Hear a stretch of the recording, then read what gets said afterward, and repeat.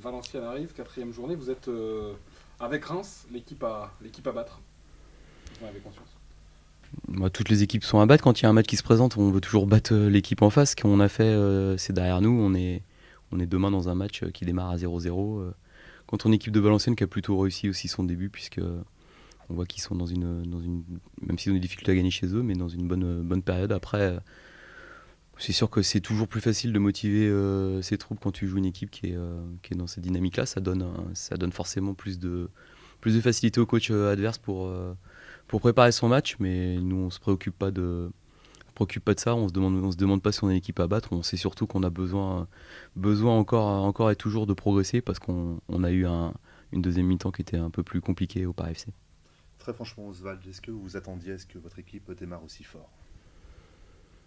Je m'attends à rien en fait, on sait pas, on prépare pour gagner les matchs et puis on voit, c'est entre une victoire et une défaite, des fois il n'y a pas grand chose.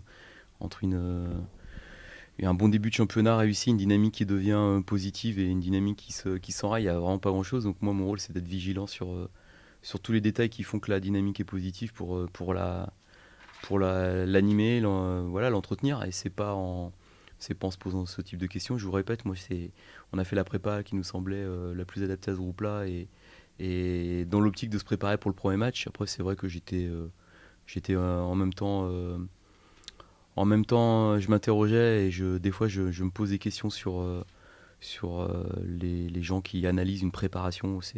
Enfin, des fois je me demande même si ça, ça dénote pas quelque chose de plus profond parce que juger une préparation avec des matchs où on a joué un 10, voilà, on n'a pas gagné de match de préparation, certes, c'est vrai, mais c'est bien, ça m'a donné des axes aussi pour préparer le premier match. Donc on sait que cette équipe-là a suscité beaucoup de doutes et d'interrogations dans l'environnement et dans les gens qui suivent, ce qu'on peut comprendre parce qu'il y a eu beaucoup de départs, qu'on est très jeune et surtout nous on n'a pas d'obligation d'afficher des ambitions et surtout de les tenir. On essaie de faire le meilleur championnat possible, de progresser et de donner du plaisir aux gens qui nous suivent. Il y a victoire et victoire aussi.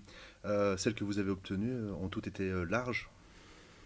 Non, elles sont larges dans le score, mais elles sont pas si larges que ça. À Tours, ça se décante à la fin. On en met un troisième dans les arrêts de jeu. Pareil, au Cerf, ça a été dit et redit. On a joué contre une équipe qui était plus que neuf.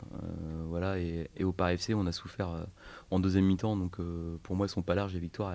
Elles paraissent quand on regarde juste le score comme ça, mais derrière ces scores-là, il y a beaucoup d'efforts, de la sueur et surtout pas de facilité ni d'aisance pour les gagner. Donc on a gagné certes largement au score, mais pas du tout dans les faits. Mais il y a un ratio but-temps de jeu qui est important chez certains joueurs.